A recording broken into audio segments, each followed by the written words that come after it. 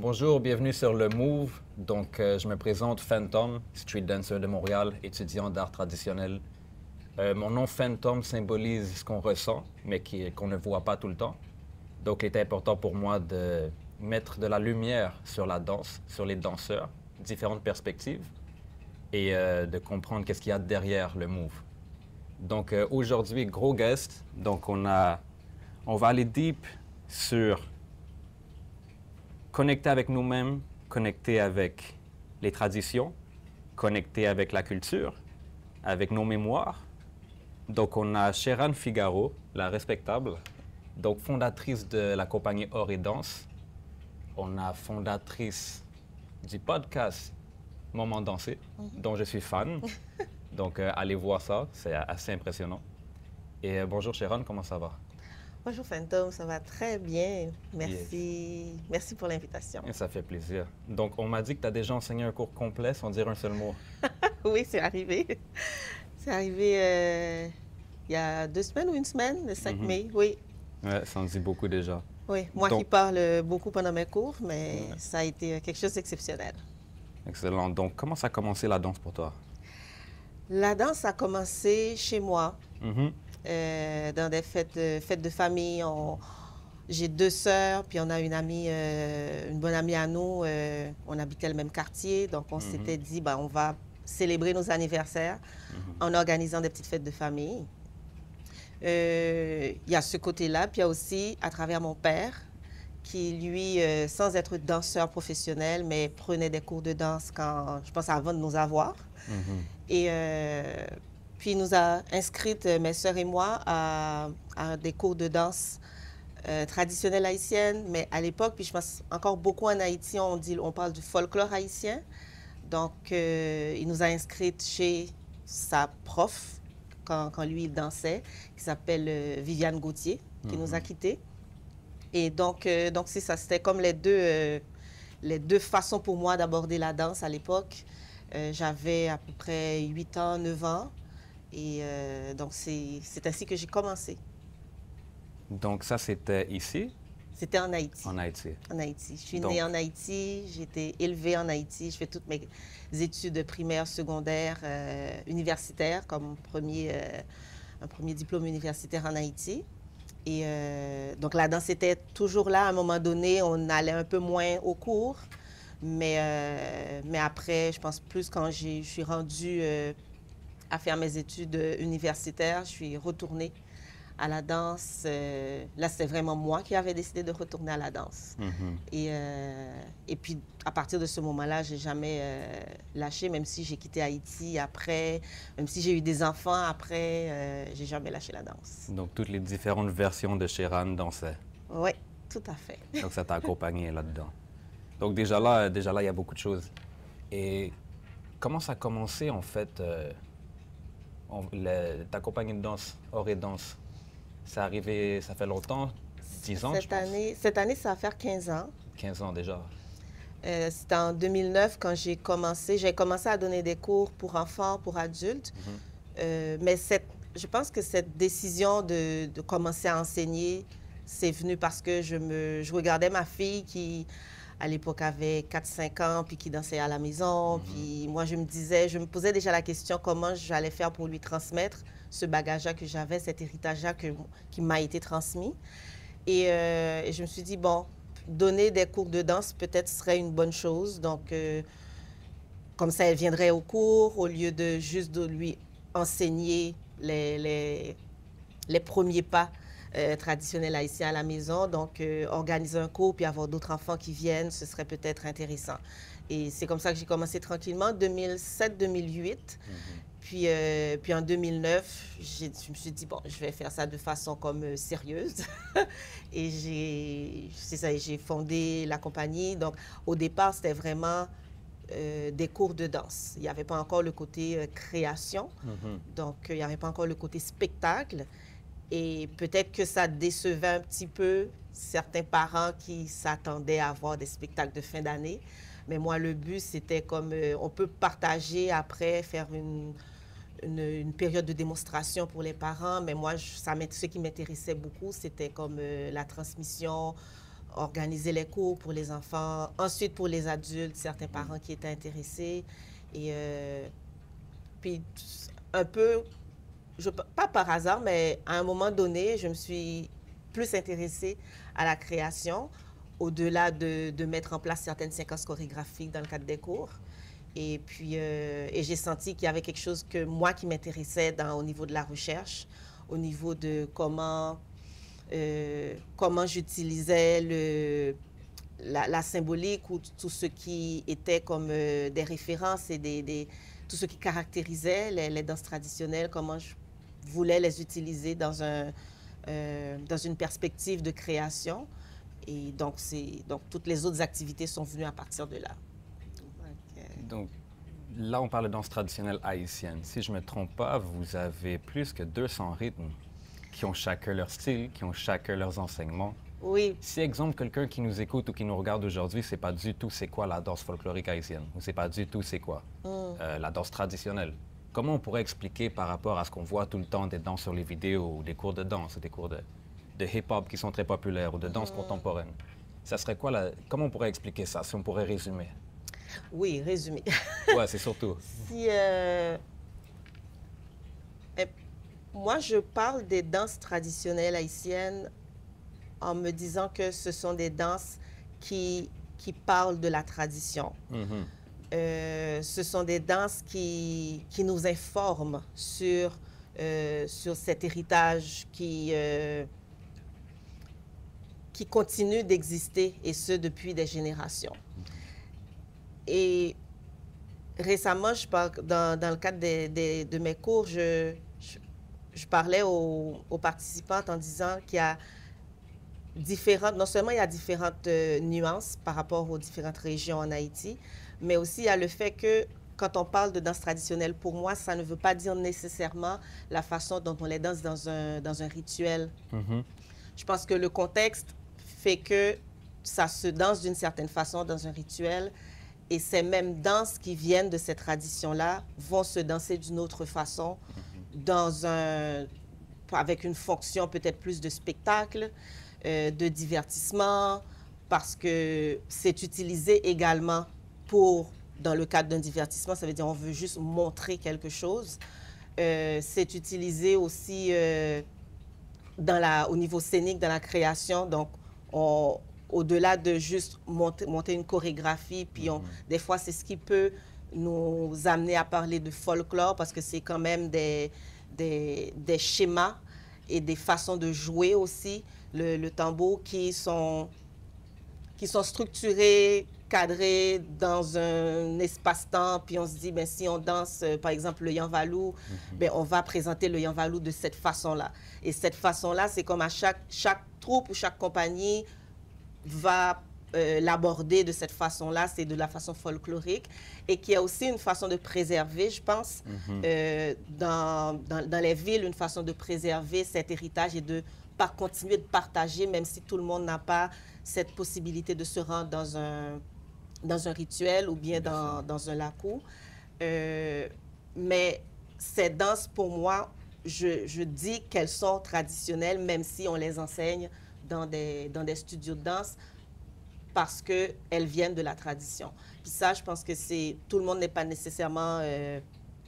ne définirait pas nécessairement les danses traditionnelles de cette façon-là, mais pour moi, c'est ainsi que je l'aborde. Et à partir de là, je fais les différences entre la fonction divertissement ou bien de création, ou bien juste pour le tourisme. Ça a été utilisé beaucoup dans plusieurs pays de la Caraïbe, notamment en Haïti. Donc, pour attirer les touristes, on leur présente un certain angle de notre culture, juste pour qu'ils soient contents, pour les charmer un peu. Donc, mais ces danses-là viennent de nos danses traditionnelles qui ont une fonction beaucoup plus grande que juste montrer ce qu'on fait. Donc j'entends que c'est très dynamique. Il y a un gros respect envers l'histoire, mais il y a un dynamisme avec le passé, le présent, le futur, donc un peu tout ce qu'il y a autour, ce qui est hors de la culture, tout ça. Donc souvent, on pourrait entendre les danses traditionnelles haïtiennes comme étant très spirituelles, tout ça. Mais de ce que je comprends, je pense qu'on voit souvent la spiritualité comme quelque chose de très défini, comme très restreint aux rituels, aux trucs qui sont vraiment cachés ou qu'on n'entend pas souvent parler, alors qu'ils sont dans tous les jours, dans toutes choses de la vie. Donc c'est... Quels sont les enseignements qui viennent avec ça? C'est quoi, qu'est-ce que l'approche traditionnelle, on pourrait dire, qu'il soit spirituelle ou moins, ou peu importe, qu'est-ce que cette approche-là amène de différent dans une société comme aujourd'hui? Parce que là, on est à Montréal, le plus gros mix de culture que moi j'ai vu de ma vie, super riche, mais qui ne met pas souvent ces choses-là de l'avant. Donc, beaucoup de gens ne savent pas, en fait, qu'est-ce que ça apporte de le faire comme ça. Est-ce que c'est juste pour faire comme nos ancêtres? Est-ce que c'est vraiment pour nous connecter à quelque chose, pour avoir la sensation d'y participer? Ou est-ce que vraiment ça apporte quelque chose de différent? Puis si tu pourrais élaborer là-dessus un petit peu. Ben moi, depuis plusieurs années, j'ai comme un peu entamé une réflexion à savoir quand j'enseigne, jusqu'où je m'arrête dans le cadre de l'enseignement. Et de plus en plus, je me dis que tout le monde ne vient pas dans un cours de danse, ne s'inscrit pas à un cours de danse pour être en contact avec les traditions vraiment de façon profonde. Puis il y en a qui s'inscrivent dans les cours de danse, que la personne soit d'origine haïtienne ou soit née en Haïti.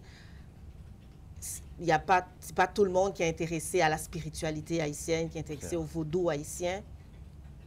Et selon moi, la spiritualité fait partie de la tradition haïtienne et fait partie de cette danse-là. Parce que si on va dans le contexte premier, pourquoi ces danses-là existent encore, dans un cadre de rituel, c'est une connexion aussi avec les esprits. On est en train de vivre sa spiritualité sous différentes formes. Ça peut être les chants, ça peut être les danses, le tambour, etc.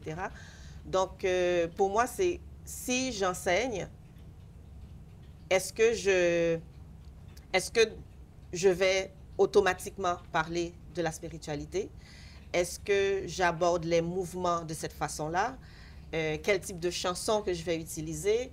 Et si j'ai le tambour ou si j'ai pas de tambour, qu'est-ce que ça fait? Et je pense que finalement, je suis rendue, en tout cas pour aujourd'hui, je suis rendue à l'idée que d'abord, il faut que je sache qu'est-ce qui motive la personne à s'inscrire à mes cours, par exemple. Il ne faut pas que je me censure dans mes cours.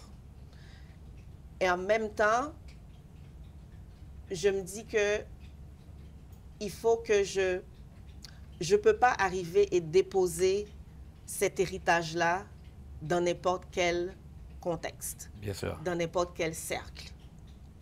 Donc, si on m'appelle pour que j'aille enseigner, selon le contexte, selon le but de la classe, sans me censurer, mais je vais savoir jusqu'à quel niveau que je les amène. Je les amène où? Dans cet univers traditionnel. Parce que je considère que le sacré est sacré. Et je ne peux pas le déposer n'importe où. Et ça, c'est comme sans prétention. C'est pas comme je détiens le sacré puis je vais le déposer, mais donner accès, ouvrir un espace, je veux pas le faire n'importe où. Donc pour moi, c'est ainsi que je réfléchis pour savoir comment que j'amène ça en plus à Montréal, pour des gens qui sont plus réticents ou qui ne sont pas intéressés, et des gens qui sont intéressés, savoir pourquoi, qu'est-ce qui fait qu'ils soient intéressés aussi, parce que il y a tout ce qu'il y a d'appropriation culturelle, il y a toute la curiosité, des fois c'est être curieux sans pour autant être animé de quelque chose. Bien sûr. Puis moi, dans cette volonté de préserver, mais en même temps de transmettre, je pense que je me pose toujours la question de comment j'amène ça. Parce que les contextes vont être différents à chaque fois. Donc c'est toujours un questionnement, puis être toujours consciente et en présence par rapport à l'environnement, par rapport aux gens qui sont là, pour ne pas leur donner une image erronée, pour ne pas les emmener vers quelque part où ça ne les intéresse pas nécessairement, pour que ça soit en lien avec leurs besoins, ceux qui sont venus chercher. Donc, c'est un peu tout ça. Ouais, ben c'est beaucoup de choses. Dans le fond, c'est très personnalisé, sur se questionner sur comment partager. C'est sûr que ça fonctionne, parce que moi, j'ai parlé à certaines personnes qui ont pris tes ateliers, puis c'est une expérience à chaque fois. Donc, les gens reçoivent une certaine approche, ils se font guider à s'enseigner eux-mêmes, donc à parcourir quelque chose à l'intérieur d'eux. Donc, ils ressortent à chaque fois avec quelque chose de différent. Donc, moi, je respecte ça beaucoup. En fait, je pense que souvent, on pense qu'enseigner, c'est juste... On a appris quelque chose, une méthode, c'est de montrer cette méthode-là. C'est de dire que cette méthode-là, puis il faut faire cette méthode-là, mais en réalité, il faut... Donc, on entend... Moi, je partage cette pensée-là, qu'il faut montrer aux gens s'enseigner eux-mêmes. Moi, je suis très pour ça aussi. C'est ça. Et puis, je me souviens... le 5 mai, dans le cadre du Combit de Mapouguinet, là où justement j'ai fait le cours sans parler. Je me souviens que Cindy Belote, qui est la directrice artistique de Mapouguinet, elle disait au début de mon cours, elle disait « Faites confiance à Sheran, puis vous allez suivre le cours. » Puis ça m'avait... juste avant de commencer, je me suis dit « Wow! » Ça m'avait touchée parce que je trouve que ça résume beaucoup mon approche dans l'enseignement. Quand on dit qu'on veut être on est à la recherche de soi, on veut connaître qui on est, on veut, c'est ça, apprendre qui on est, se connaître vraiment. Puis moi, je me dis, au niveau de la personnalité, oui, 100%. Pour savoir quand est-ce que tu réagis, quand est-ce que c'est pas nécessaire de réagir, dans quel milieu tu veux investir ton énergie, puis tout. Ça dépend toujours de comment tu comprends qui tu es pour que tu décides de mettre de l'énergie à telle place ou de réagir selon tel événement. Mais aussi, je pense que ça prend de connaître soi-même son corps. Puis dans mes cours, j'amène souvent les gens à apprendre un peu de ce que je donne, puis maintenant, toute la durée du cours, l'implication personnelle, que ce soit dans le mouvement, que ce soit dans l'énergie, dans l'amplitude, ça va venir parce qu'il y a une connexion que la personne décide et vraiment être consciente qu'elle est en train de faire avec elle-même. C'est pas juste suivre le mouvement que moi je propose, parce que le mouvement que je propose peut paraître très simple. Très simple, ouais. Mais après, tout ce que ça peut t'apporter, c'est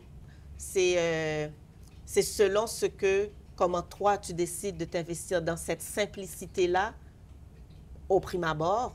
Et maintenant, comment ce mouvement puis ton engagement va t'ouvrir d'autres portes. Puis, avant la pandémie, je me souviens, dans un de mes cours, il y avait quelqu'un qui venait la première fois pour un cours.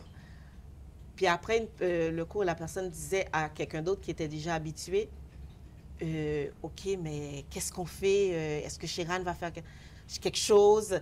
Puis la personne qui est habituée lui a dit, non, Sheran, c'est comme ça qu'elle est. Là, le cours est fini. Tout ce que tu peux ressentir, c'est comme... ça t'appartient. Ça t'appartient, puis c'est à toi d'aller continuer ton questionnement. Donc, il n'y a pas on ne va pas comme faire un genre de cercle pour dire, OK, puis toi. Le but, ce n'est pas nécessairement de l'apporter et en parler à tout le monde, mais c'est d'être consciente de ce que ça a créé. Puis maintenant, à partir de là, tu continues ton travail pour aller plus en profondeur. Mais ce que j'ai pu donner, c'est comme ouvrir la porte un peu. Et maintenant, toi, tu continues à rentrer. Je ne rentre pas nécessairement, je ne traverse pas nécessairement avec toi. Mais donc pour moi, c'est quand tu parles que la personne fasse elle-même, moi, je suis vraiment dans cette approche-là. Parce qu'on est tous différents. Sur 7 ou 8 milliards, je pense, il y a 7 ou 8 milliards de différentes personnes, différents parcours dans la danse. Donc, j'adore les approches ou j'adore les styles qui vont beaucoup enseigner ça, qui vont enseigner comment développer ta propre personne. Et je pense que tous les styles de danse, à la base, veulent faire ça. Mais je vais être honnête, surtout de nos jours, 2024, que ce soit les applications social media, les TikTok, tout ça, je vois toute une wave de gens qui veulent à tout prix faire une chose d'une certaine façon, précise. C'est ça qui fonctionne, il faut faire ça comme ça, et après, je ferai mes propres trucs. Alors que si on pense à tous les gens qui ont vraiment percé, les gens que tout le monde respecte, les gens qui sont comme « Ah, c'est cette personne-là », c'est les gens qui font les choses différemment. Donc, je pense que naturellement, on sait que c'est important. Puis, de ce que j'entends de ton approche qui vient d'un background de toute cette étude-là traditionnelle, il y a beaucoup le lien entre le corps et l'esprit. Oui. Donc, on n'est pas juste... on a un corps, mais notre corps est vraiment connecté à qui nous sommes. Donc, de comprendre notre corps nous aide à nous comprendre nous-mêmes. Donc, j'adore ça. Je pense que c'est très important et on dirait que pour être vrai... Comment je pourrais dire ça? Pour care, pour vraiment vouloir que les gens s'éduquent eux-mêmes dans les cours, il faut voir la valeur de ça. Donc, la transmission est importante. Est-ce que tu dirais que c'est comme une mission pour toi de partager ce que tu as appris ou c'est juste comme ça donne que tu le fais? Être une mission, peut-être que c'est... Je pense que je l'accepte de plus en plus, que c'est ma mission. En tout cas, à date, je pense que c'est ce que j'ai à faire. Et pour moi, je me dis toujours, si moi j'ai pu avoir accès à cet héritage-là, c'est parce qu'on me l'a transmis. Et je ne voudrais pas que je sois la personne qui bloque que ça continue. Et ma façon de transmettre, ça passe par l'enseignement, parce que je pense qu'il y a d'autres façons aussi de transmettre. Ça passe par l'enseignement, ça passe par la création. Et pour moi, c'est important que ça passe comme à travers moi, puis que ça continue, que d'autres aient cette même opportunité-là d'être en contact avec ce quelque chose. Et maintenant, pour en faire quelque chose d'autre ou pour ouvrir d'autres portes. Donc, je suis toujours dans une symbolique de porte. Oui. Ouais, c'est ça. Ça ouvre, ça traverse. La danse folklorique haïtienne. On est à Montréal, une ville super caribéenne, comme moi je le vois. J'ai grandi dans des quartiers où tout le monde mangeait de la nourriture haïtienne. On connaît les expressions, je comprends le créole, pas parce que j'ai essayé, parce que c'est autour de nous. On va vers l'ouest ou le sud-ouest, il y a tout le West Indies, les communautés, donc c'est très riche en culture caribéenne. Dans le street dance, tous nos OG, comme on appelle, tous nos vétérans, ils connaissent tous quelqu'un, leur sœur, leur mère, leur tante, eux-mêmes, qui ont passé par la danse traditionnelle haïtienne. Comment verrais-tu l'importance du rôle que cette danse-là a joué ici à Montréal, dans la communauté? On n'en parle pas souvent. Ouais. Puis je pense que beaucoup de gens le savent, mais on ne parle pas assez souvent de la contribution. Donc, qu'est-ce que tu sais de la contribution de la danse caribéenne ici à Montréal ou comment vois-tu l'importance que ça a dans une ville comme ici? Pour moi, l'importance, elle est immense. Parce que quand on se déplace, on quitte un territoire, on s'en va dans un autre territoire. Ce territoire qu'on a habité et qu'on quitte continue d'être, de vivre à l'intérieur de nous. Donc, quand on arrive dans un nouveau territoire, on veut, même si des fois c'est difficile avec l'immigration, de se dire de trouver une place, une nouvelle place, de faire que cette place, ça nous appartienne. Pas dans un sens, on s'accapare de la place, mais qu'on se sente chez soi. Ce serait plus ça de dire que d'appartenir, mais c'est comme on se sente chez soi malgré tout. Ça prend d'essayer de rebâtir quelque chose. Et cette construction sur ce nouveau territoire vient avec des souvenirs. Tout ce qu'on va apporter dans ce nouveau territoire-là, ce sera ce qu'on a entendu, ce qu'on a vu, comment on a vécu des situations, les sons, les odeurs, les mouvements. comment qu'on danse, comment qu'on dansait, quelle que soit la région dans laquelle on vivait en Haïti. Et quand je suis arrivée ici à Montréal, le fait de savoir qu'il y avait déjà des espaces où la danse, les danses d'Haïti, que ce soit le compas, que ce soit les danses traditionnelles, que ce soit les danses traditionnelles comme préservées ou présentées de façon plus folklorique, quel que soit, pour moi, quel que soit l'angle de cette préservation, j'ai trouvé que, au fait, ça m'a apaisée en me disant que ben, je ne suis pas dépaysée. J'ai comme un point, des points de référence. J'ai quelque part où je peux aller pour entendre encore cet tambour-là. J'ai quelque part où je peux aller pour voir des gens danser, pour échanger avec des gens en créole qui connaissent le Yanvalou, qui connaissent le Ibo. Donc, pour moi, ça permet de créer des liens et d'accueillir les nouveaux arrivants. Donc, que des groupes, des troupes, des groupes de musique, de danse, des restaurants haïtiens qu'ils aient pu garder pendant toutes ces années cet héritage-là, puis de façon très chaleureux. Et quand on rentre, par exemple, dans une boutique tenue par un Haïtien, une Haïtienne, pour moi, automatiquement, je me revois quelque part à Port-au-Prince. Même si je sais qu'en sortant de la rue, ben oui, je suis à Montréal. Mais juste le fait d'être dans des espaces comme ça, gardés et habités par l'âme haïtienne, pour moi, c'est d'une importance capitale. Et je suis très reconnaissante envers ces personnes-là qui ont pu garder malgré tout, parce que c'est pas... je ne pense pas qu'on émigre en disant on émigre puis on va créer une compagnie de danse. Tu n'émigres pas pour créer une compagnie de danse. Tu viens pour trouver du travail ou des fois parce qu'il y a un régime dictatorial qui t'a poussé hors de ton pays. Donc, tu es persécuté. Donc, il y a tout ça. Donc, quand tu arrives... Ça arrive plus souvent qu'on le pense. C'est ça. Quand les gens ne viennent pas ici juste pour venir ici. Il y a des pour être sur la scène. Donc, en plus, c'est pour ça qu'il y a différents parcours de formation aussi qui sont, pour moi, tout aussi valides et doivent être respectés, surtout dans ces communautés de personnes immigrantes. Parce que des fois, on parle de formation, une formation atypique, mais atypique par rapport à quoi? C'est juste parce que ce n'est pas notre façon de nous former.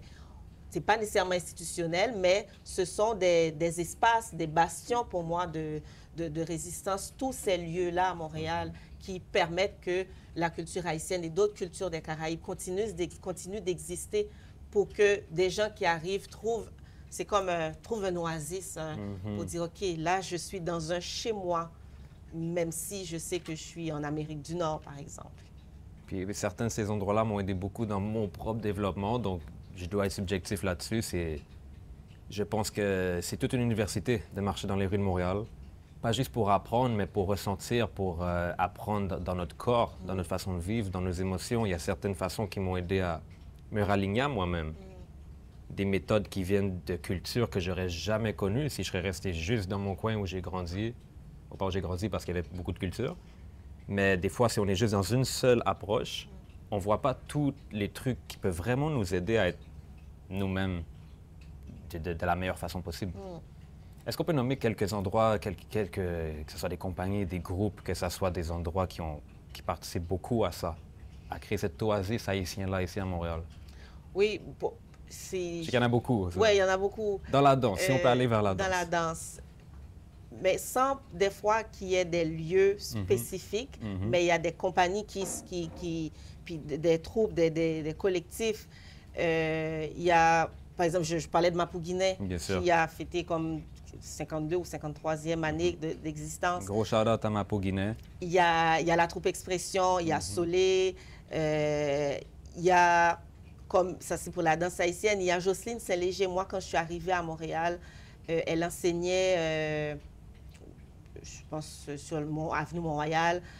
Donc, pour moi, ça a été comme un contact aussi. Je pense que ça a été le premier contact avec la danse haïtienne quand je suis arrivée. Je cherchais où est-ce que je pouvais danser la danse haïtienne.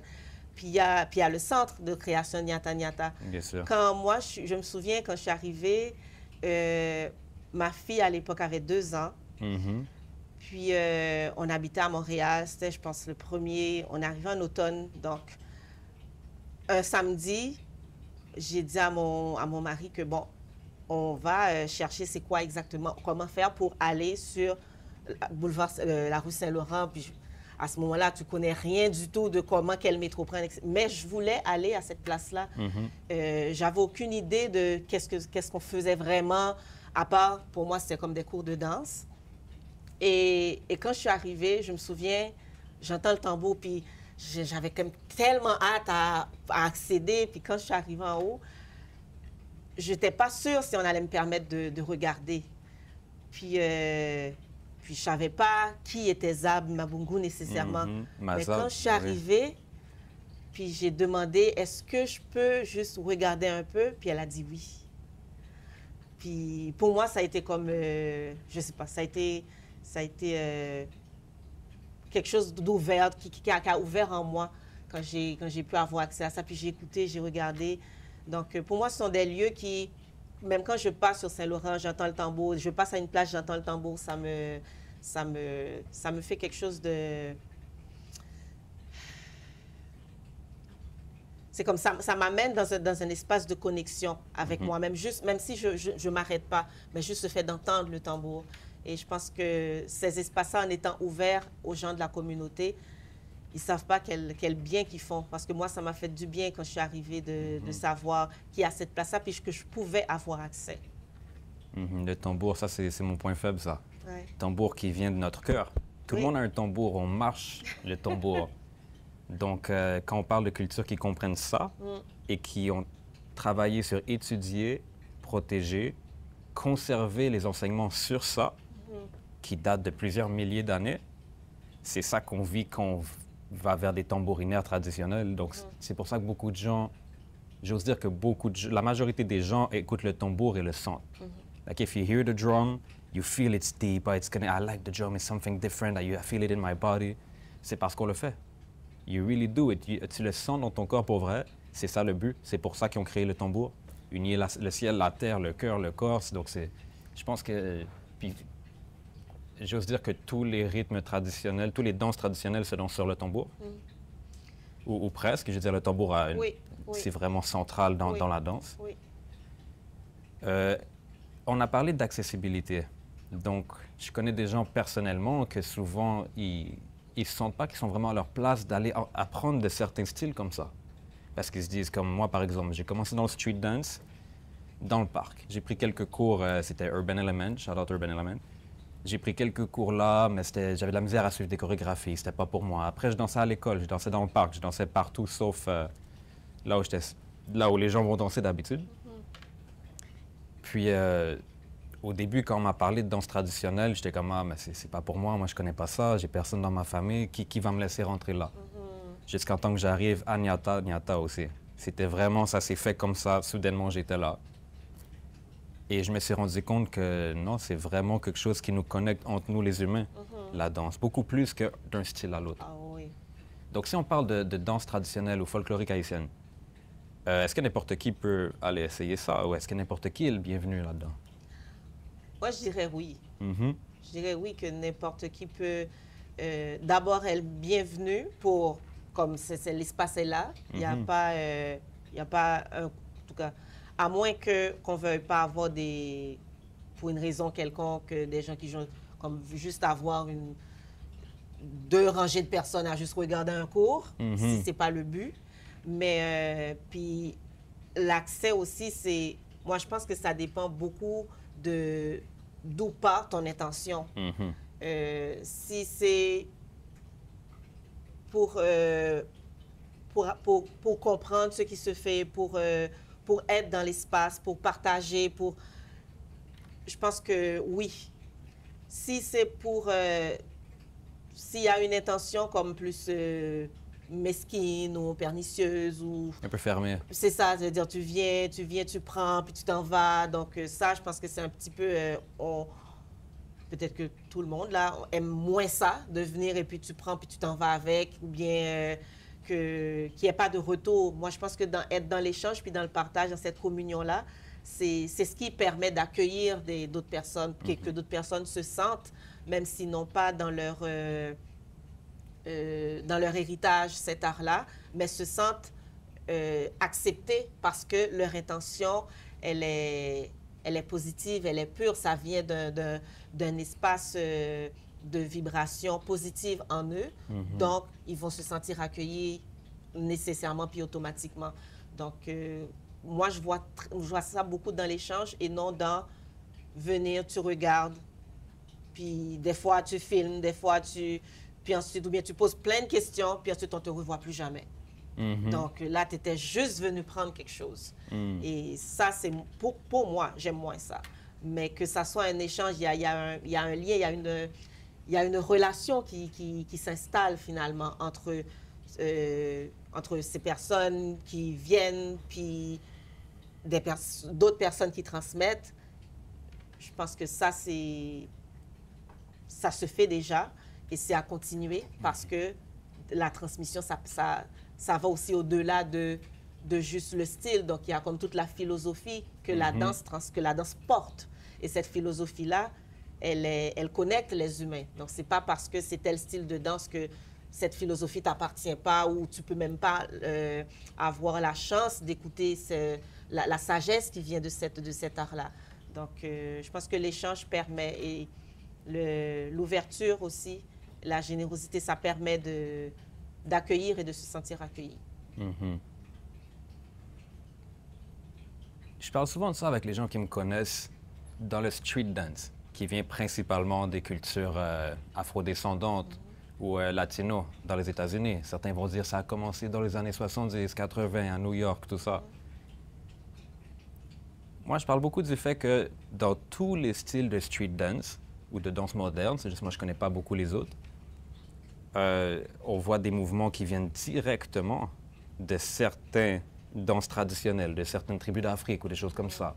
Si je réfère au krump, on va avoir des mouvements beaucoup qu'on peut revoir en Éthiopie. Don't quote me on that, I don't know how to do it. Mais sinon, dans tellement différents styles, où je pense au brock-up ou le waving du popping aussi, on fait beaucoup de vagues. Quand on fait une vague d'en bas vers le haut, on a beaucoup les mouvements d'Ion-Valo. Donc on dirait qu'il y a comme beaucoup de gens qui pensent qu'ils créent quelque chose, et ils le font. Ils sont tout seuls chez eux, ils font quelque chose qu'ils n'ont jamais vu. Et soudainement, le truc qu'ils ont fait, on le voit ailleurs, il a été fait depuis toujours. Donc d'où ça vient ça? Comment ça se fait que quand j'explique ça à des danseurs de danse folklorique haïtienne ici à Montréal, ils comprennent tous de quoi je parle? Mais au fait, ça, c'est d'où ça vient, le fait de reconnaître quelque chose qui existe déjà depuis longtemps, mais dans un style qu'on dit nouveau. Mais en t'écoutant, ce qui m'est venu en tête, c'est comme tout est là. Comme tout est déjà là. Et même quand on parle, même moi, quand je parle de création, je dis, OK, la création, mais qu'est-ce qu'on crée vraiment? Je pense que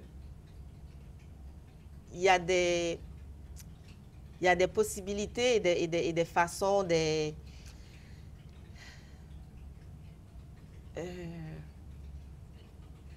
peut-être des contextes dans lesquels on se met des pratiques de mouvement, des pratiques artistiques qui nous permettent d'être en lien, d'être alignés à la source.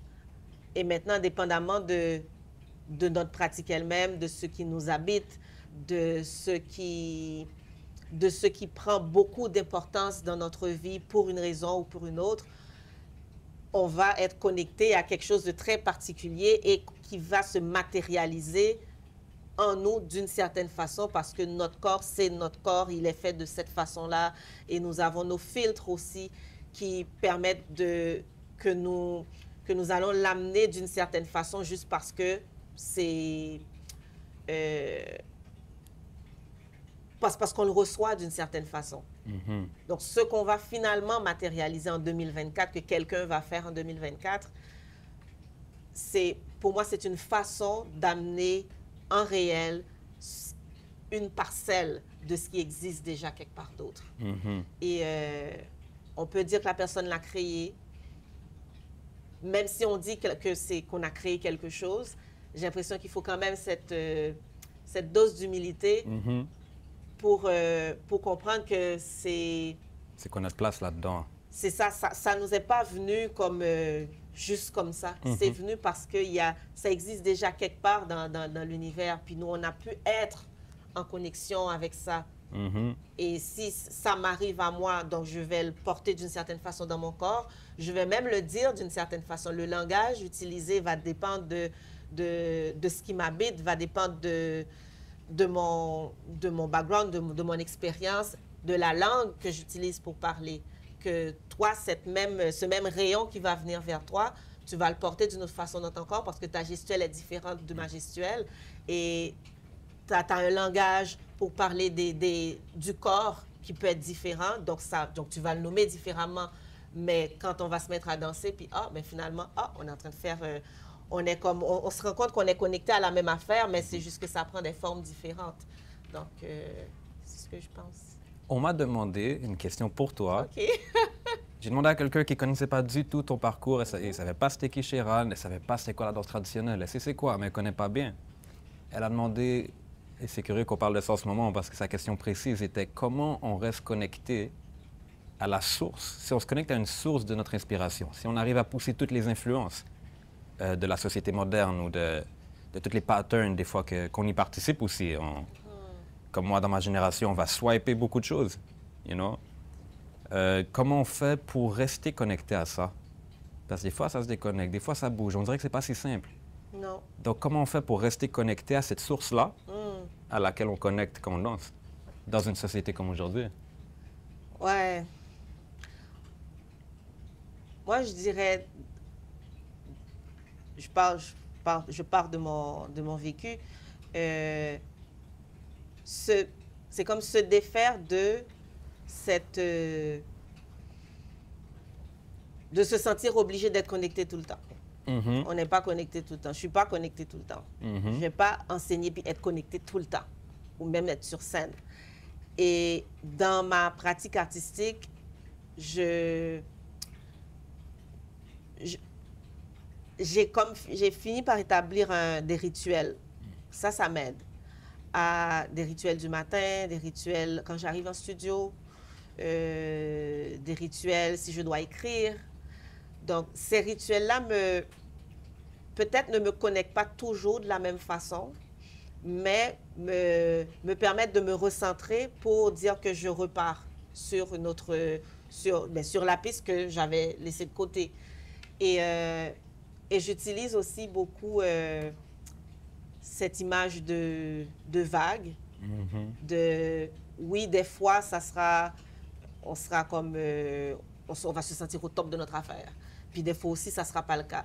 Mais tous ces mouvements-là participent à peut-être nous rappeler qu'il y a un lieu de connexion qui existe, même si on n'est pas là-dedans. Mais le fait de ne pas être là-dedans, c'est un bon rappel, c'est une bonne façon de se rappeler que ça existe. Donc, dans ma pratique, le fait de devoir revenir à ça, c'est pour moi, dans toute cette... c'est très sain également, même si je ne suis pas nécessairement alignée, connectée tout le temps. Et c'est sûr qu'il y a beaucoup de choses qui se passent dans le monde à Montréal. Il y a beaucoup de styles, beaucoup de réalité. De réalité, beaucoup de choses qui se passent, de nouveautés, soi-disant. Mais être conscient que ça existe quand même de toute façon. Donc, je ne suis pas obligée d'aller vers quelque chose qui paraît nouveau, quelque chose qui brille aujourd'hui pour me sentir comme à la mode. Donc, d'abord, ce que je suis en train de faire, que ça puisse me nourrir tout le temps, c'est moi, ça. À la mode, c'est ça pour moi. C'est que je suis toujours comme nourrie et émerveillée par par le faire, ce que je suis qui est en train d'arriver pour moi en studio. Ça, je me sens alignée. Qu'après, des fois, je regarde, par exemple, sur les médias sociaux, il y a une affaire ou il y a quelque chose qui paraît comme que tout le monde veut aller là, ben, je me rappelle de ce moment d'émerveillement-là qui m'avait complètement absorbée. Et je me dis, non, l'émerveillement, c'est pour moi un indice, au fait. Quand je suis dans le faire, quand je suis en présence, quand je suis consciente de ce qui se passe pour moi dans ma création. Je suis consciente d'être en classe avec des étudiants, des participantes, puis je suis consciente de ce qui se passe quand je transmets quelque chose, quand ils sont en train d'exécuter un mouvement. Puis pour moi, je me rattache beaucoup à ça, pour ne pas me laisser prendre donc dans un tourbillon. Je pense que qu'est-ce qu'il dit, c'est que si l'arbre serait solide, il craquerait avec le premier vent qui vient. Ouais. Et un autre truc qui me vient en tête, c'est que il faut tomber. Moi, j'ai un de mes mentors en tambour, justement, qui me disait il faut même des fois chercher à tomber. Sinon, tu ne pratiques jamais à te relever. Donc, je trouve qu'on est beaucoup là-dedans. C'est pas... c'est dur pour tout le monde. Oui. Il y a les influences pour tout le monde. Tout le monde, c'est le parcours. Là. Oh, oui. Ça serait plate si ça serait comme ça. Ouais. Parlons un peu de Moment dansé, le podcast. Moi, c'est par Moment dansé que je t'ai connu. Okay. Après, pour me rendre compte que le monde est petit, que je connais beaucoup de gens dans ton cercle et que j'ai appris de certains gens dont tu as mentionné, dont Cindy, Nyata Nyata, Mapo Guinée, Expression. C'est beaucoup de gens que je connais depuis, certains d'entre eux depuis longtemps, que j'ai passé par leur cours ou qui m'ont guidé beaucoup dans mon apprentissage sur moi-même. Et comment Moment dansé est venu? Parce que là, on parle de t'asseoir devant une caméra ou un micro, parler à des gens comme on fait aujourd'hui. Oui. Moi, je n'étais pas le premier à le faire. Il y avait des gens comme vous qui l'ont fait. Comment ça a parti, ça? Pourquoi tu as parti ça? Moment dansé a commencé en 2020. Quand même récent. Oui. Quand la pandémie a commencé, je sentais que j'étais dans une spirale qui allait vers le bas. Puis je me suis dit, je vais me donner un défi d'écrire à chaque jour pendant 60 jours. Wow, donc, okay. J'ai commencé à écrire. Puis après, je me disais, est-ce que je publie ça? Donc, j'ai commencé à publier. Mais c'était écrit de façon comme très amateur. Je ne me dis pas écrivaine du tout. J'écrivais juste sur l'impulsion en me disant que même si je ne sais pas ce que je dois écrire, je me lève le matin puis j'écris. Et un jour, je me suis dit, je vais enregistrer pour voir ce que ça donne. Puis j'ai commencé à lire un ou deux textes que j'avais écrits. Puis je me suis dit, je vais prendre cette pratique-là de parler comme utiliser ma voix. J'étais comme là-dedans, d'utiliser ma voix, parce qu'en général, si je vais parler quelque part, je ne veux pas réécouter ce que je viens de dire. Puis là, en le faisant, ça m'a pris des temps pour finalement faire le premier épisode. Donc c'est moi qui parlais seulement. Puis là, je me suis dit, à un moment donné, je vais me sentir un peu, pas trop intéressante. Je vais comme peut-être inviter d'autres personnes à en parler. Et c'est comme ça que j'ai commencé à inviter d'autres personnes. Puis ça se fait vraiment sur Zoom. La personne est chez elle, je suis chez moi. Organique. Puis je l'enregistre, puis ensuite j'utilise seulement l'audio. Et puis quand j'ai commencé plus à inviter d'autres personnes, je me disais, je veux inviter des gens qui ont des pratiques artistiques qui sont très diversifiées, qui sont très différentes les unes des autres, et qui ne répondent pas nécessairement à un parcours auquel on va s'attendre. Ça veut dire en institution, tu as ton diplôme en danse, tu fais ci, tu fais ça, tu danses avec telle personne. Parce qu'on me posait, jusqu'à présent, on me pose beaucoup cette question-là. Oh, tu danses avec qui? Tu as dansé avec qui? C'est comme pour sortir des noms de chorégraphes, de ci, de ça. Comme s'il faut qu'on sache, il faut que ça soit clair. C'est ça. Donc, pour qu'on te mette quelque part d'autre, qu'on te catégorise quelque part d'autre, alors quelque part. Puis, donc, c'est ça. Puis, non seulement je voulais parler à des artistes en danse, en mouvement, de leur parcours, mais je me disais aussi, j'ai envie de parler de sujets qu'on retrouve en danse, comme parler d'improvisation, comme parler de l'adaptation. J'ai fait un numéro avec Darley, Darley Brizard sur l'adaptation. Donc, pour moi, c'est comme vouloir parler de certains sujets qui nous préoccupent en danse, mais parler de ces sujets-là, moi, si je veux entendre des gens parler de ces sujets-là, je ne retrouve pas nécessairement des discours de personnes dont le parcours n'est pas un parcours institutionnalisé, qui sont dans des formes de danse, qui ont une plateforme très, très valorisée et reconnue en danse contemporaine à Montréal. Donc, je me suis dit, nous aussi, on peut parler d'improvisation, même si notre façon de danser, de bouger ne rentre pas dans les cadres de ce qu'on appellerait danse occidentale, contemporaine. Donc, nous aussi, on peut parler de la préparation du danseur ou de la danseuse, de comment que nous, on le fait, comment que nous, on parle de revenir à la danse après la grossesse. Donc, ces sujets, ce pas des nouveaux sujets, mais pour moi, c'est nous, à Montréal, dans nos pratiques de danse qui ont peut-être moins la voix au chapitre, mais on est dans cet art de la danse également. Et comment nous, on parle de avoir un enfant puis revenir à la danse, une danseuse en danse haïtienne, comment qu'elle parle de ça? Et moi, cet épisode-là m'avait vraiment émerveillée de l'entendre parler comment, à travers des rythmes spécifiques de danse traditionnelle, c'est comment qu'elle a pu retrouver son corps. Donc, c'était ça le but pour moi, que nous parlions de sujets dont tout le monde parle, mais qu'on ne va pas nécessairement nous inviter pour parler de ça. On va nous inviter peut-être pour parler je sais pas, de quelque chose qui a rapport vraiment, vraiment, vraiment avec la tradition, comme si d'autres sujets n'existaient pas. Donc, comme si c'est moins important. Comme tu as donné l'exemple de revenir à la danse avec une femme enceinte qui accouche, qui veut revenir à la danse. Tous les femmes danseuses du monde qui ont eu des enfants vont adorer cet épisode. Ils vont pas le trouver partout. C'est ça. Donc, je pense que c'était très, très intéressant. C'était très éducatif aussi. Moi, c'est tu avais interviewé Megdi, si je ne me trompe pas, qui est un de nos vétérans du street dance ici, qui va sûrement venir dans cette chaise-là bientôt. On croise les doigts. Puis moi, c'est comme ça que moi, j'avais découvert le podcast, parce que je me suis dit, moi, je viens du street dance, on a nos propres influences, on a nos propres cadres, les propres expectations de façon de faire les choses, façon de respecter certains trucs. Il faut avoir l'air de certaines façons pour avoir l'air de représenter certaines choses, et on oublie que non, il faut juste le vivre. Et je pense que c'est important d'avoir des endroits où on parle de ça.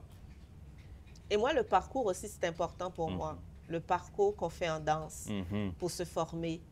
Parce que, puis quand je demande aux invités de parler de leur parcours, des fois, il y en a qui ont comme, des fois, commencé à dire qu'un parcours atypique. J'ai dit non, c'est pas atypique. C'est pas atypique. C'est pas atypique, c'est juste que peut-être dans les danses traditionnelles ou d'autres formes de danse, c'est une formation de maître à élève. Puis ça, il faut le valoriser. C'est pas aller dans une institution, on est 24, 25, puis tout le monde fait... Non, c'est pas toutes les formes de danse qui demandent cette façon d'aborder la formation. Donc, que ça soit que tu as passé, je sais pas, 5 ans, 10 ans à travailler vraiment avec un maître en danse ou une maîtresse en danse, ben faut le valoriser, puis c'est normal, puis c'est comme ça que ça se passe pour transmettre cette idée-là, pour transmettre ces formes-là, pour transmettre ces rythmes-là. Mais c'est comme ça que ça se passe. C'est pas atypique.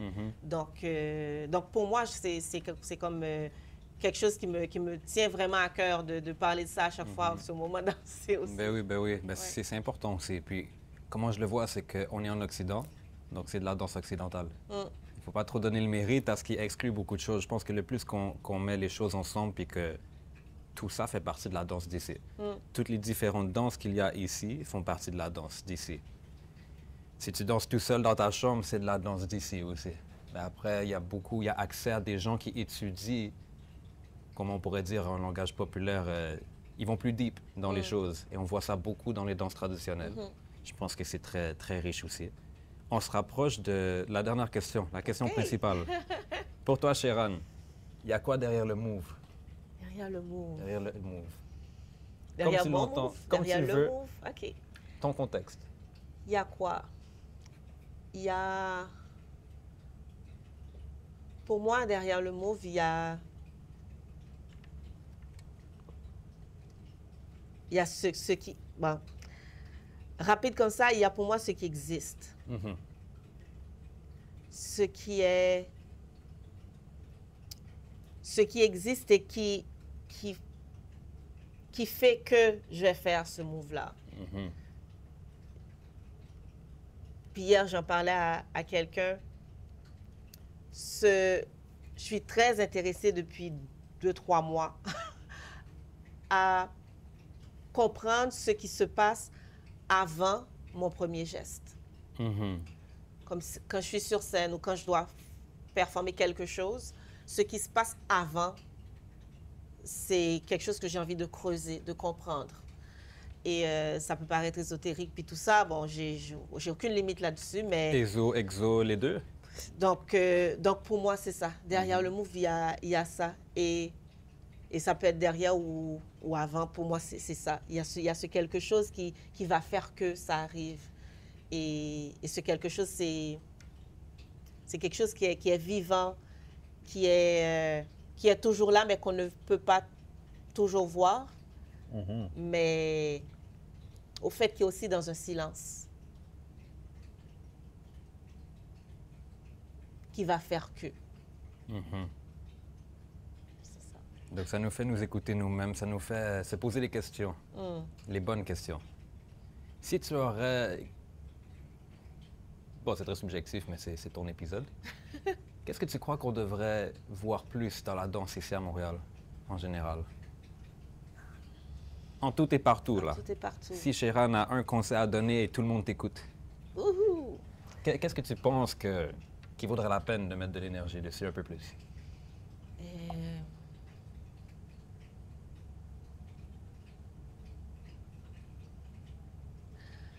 Je vais aller avec la première chose qui me vient en tête. Ce qui t'habite le plus. Les Pour moi. priorités.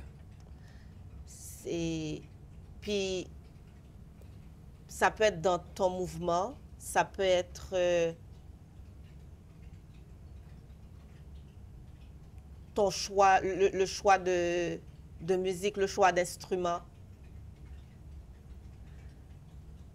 Parce que des fois, vouloir sortir de certains cadres, ça peut nous amener vers un autre cadre. Puis finalement, on se trouve un peu pris dans des cadres pour faire plaisir à, des fois, à notre mentor. On l'a tous vécu. Donc, il faut que, parce qu'il dit toujours ça, donc, il faut qu'il voit que, mais ce n'est pas nécessairement ce qui m'habite. Et dans tous les choix de la pratique d'un danseur ou d'une danseuse, pour moi, ce serait ça. Mettre là-dedans ce qui t'anime le plus, au-delà des conventions, au-delà de tout ce que tu as reçu et que tu respectes. S'il y a cette affaire-là qui t'anime, qui n'est pas là, tu peux tout respecter. Ça sera très beau. Ou ça peut paraître très désarticulé parce qu'on te l'a toujours appris comme ça. Puis pour toi, c'est ça. Mais à un moment donné, si c'est plus ça pour toi, va dans ce qui t'anime. So, écoute-toi. Ouais. Merci beaucoup. Merci à toi. Merci beaucoup pour ton temps. Qu'est-ce qui s'en vient pour Oré Danse ou pour Moment Dansé? Pour Moment Dansé, c'est encore des entrevues. Là, j'en fais moins par année, mais c'est ça.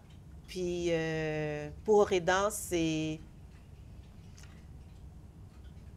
Pendant l'été, ce sera mon premier solo que je vais danser. Ouais. Pour Oré Danse. Un long solo? La première affaire, non. OK. Mais ça sera ça. Parce que pour les gens qui en ont déjà fait, c'est beaucoup de travail. Oui, Même oui, si un 5 minutes, un solo qui Oui. est à toi, c'est beaucoup de travail. Oui. Quand on parle de 15-20 minutes, ça commence à être des gros... Oui, oui. beaucoup Donc, d'informations, là. Donc, c'est ça qui s'en vient. Puis la formation, toujours la création, c'est ça que je peux dire. Et où est-ce qu'on peut te suivre et suivre ce que tu fais? Instagram, la compagnie Redance. Oré Danse sur Instagram, Puis sur Facebook. Facebook, Spotify aussi, non? Moment Dansé? Spotify sur Moment Dansé. Parfait. Ben, merci beaucoup, Sheran, pour ton temps. Merci pour Merci. ton énergie pour danser et pour nous transmettre tout ce que tu sais. Merci beaucoup à toi aussi. Donc, c'était Phantom pour le Move. Donc, chaque épisode, on va voir différentes approches de c'est quoi qu'il y a derrière le Move avec différentes personnes. Merci beaucoup à la Ville de Montréal de nous apprendre et de nous inspirer tout ça. Et je parle pas de l'organisme, mais je parle des gens, la ville au complet, qui nous fait nous rencontrer et tout ça. Et passez une excellente journée, Sheran Figaro. Merci beaucoup. Merci, Bento. Bonne journée à toi.